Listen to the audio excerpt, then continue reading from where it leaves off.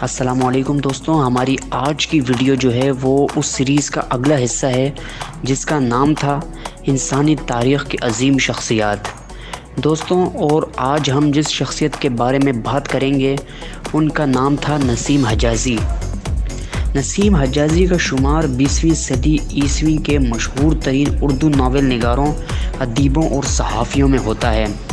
ان کا نام محمد شریف تھا، ایک اور نام شریف حسین بھی بتایا جاتا ہے، لیکن وہ اپنے قلمی نام نسیم حجازی سے ہی مشہور و معروف ہوئے۔ سرزمین حجاز سے والہانہ محبت و عقیدت کے باعث انہوں نے اپنے لیے نسیم حجازی یعنی حجاز کی معطر ہوا کا ادبی نام اختیار کیا۔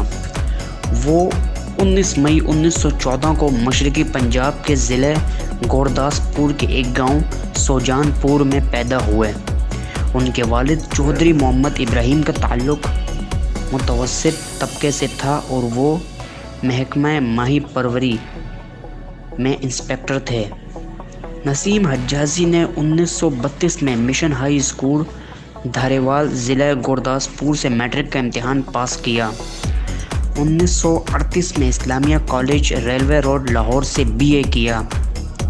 تعلیم سے فراغت کے بعد انہوں نے صحافت کی دنیا میں قدم رکھا اور 1941 میں وہ کراچی کے 2 اخبارات حیات اور زمانہ سے منسلک رہے۔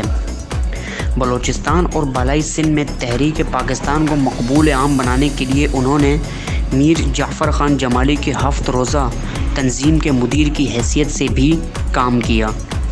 وہ 1943 سے 1948 تک اسی اخبار کے ساتھ منسلک رہے۔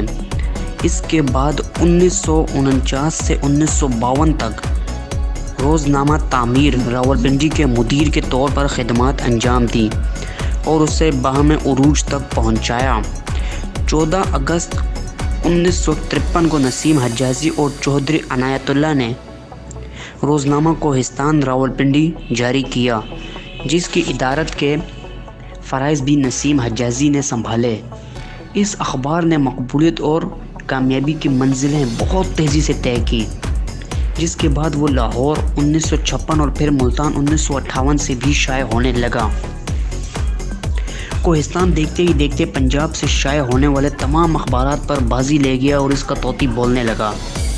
6 نومبر 1963 کو حکومت مغربی پاکستان نے کوہستان کے تینوں ایڈیشنز کی اشاعت پر 2 ماہ کے لیے پابندی لگا دی، جس کا جواز اخبار میں شائع ہونے والی اس خبر کو بنایا گیا تھا کہ لاہور میں ایک احتجاجی جلوس پر پولیس کی فائرنگ سے 3 طلباء ہلاک ہو گئے، جبکہ حکومت کا موقف تھا کہ ہنگاموں میں کوئی طالب علم ہلاک ہوا نہ شدید زخمی۔ اخبار کی بندش کے ساتھ ہی نسیم حجازی کو بھی گرفتار کر لیا گیا تھا۔ اس وقت فیلڈ مارشل ایوب خان صدر مملکت اور نواب آف قلعہ باغ ملک امیر محمد خان مغربی پاکستان کے گورنر کے عہدے پر فائز تھے۔ بندش کے نتیجے میں طویل تعطل کوہستان کے لیے بڑا دھچکا ثابت ہوا، جس سے یہ اخبار سنبھل نہ سکا۔ اس پر طرح یہ کہ 1963 میں عنایت اللہ بھی اخبار سے علیحدہ ہو گئے، جس کے باعث زوال کا سفر تیز ہو گیا اور بالآخر 1971 میں کوہستان کو مستقل بند کر دیا گیا۔ نسیم حجازی اس سے پہلے 1964 میں ہی صحافت کی دنیا کو خیر بات کہہ چکے تھے اور انہوں نے تمام تر توجہ اپنے اصلی اور بنیادی کام ناول نویسی پر مرکوز کر دی تھی۔ تاہم بعد میں انہوں نے 1970 کے دہائی کے آخر میں روزنامہ جنگ راولپنڈی میں سلسلہ وار تاریخی مضامین تحریر کیے تھے۔ نسیم حجازی تاریخی ناول نگار کی حیثیت سے بہت اعلیٰ مقام رکھتے تھے۔ اپنی صحافتی زندگی کے دوران بھی انہوں نے کئی ناول لکھے۔ ان کے اولین ناول داستان مجاہد کا پہلا ایڈیشن 1943 میں شائع ہوا تھا، جسے بڑی مقبولیت حاصل ہوئی۔ نسیم حجازی کے دیگر مشہور ناولوں میں انسان اور دیوتا 1944، محمد بن قاسم 1945، آخری چٹان 1947، شاہین 1948، خاک اور خون 1949، یوسف بن تاشکین 1951، آخری معرکہ 1953 اور تلوار ٹوٹ گئی 1958 اور معظم علی 1957 وغیرہ شامل ہیں۔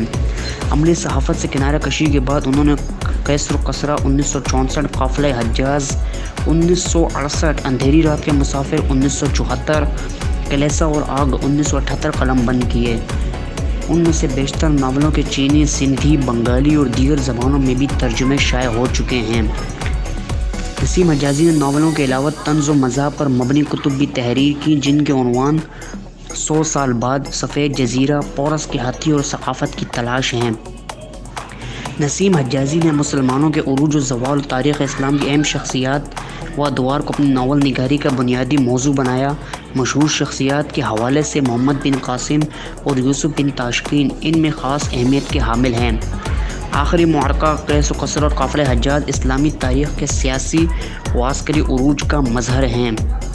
نسیم حجازی کے مشہور ناول آخری چٹان میں منگول حکمران چنگیز خان اور خوارزمی سلطنت کے آخری سلطان جلال الدین محمد خوارزم شاہ کی سیاسی و عسکری چکلش اور عباسی خلافت کی حالت زار دلچسپ پیرائے میں بیان کی گئی۔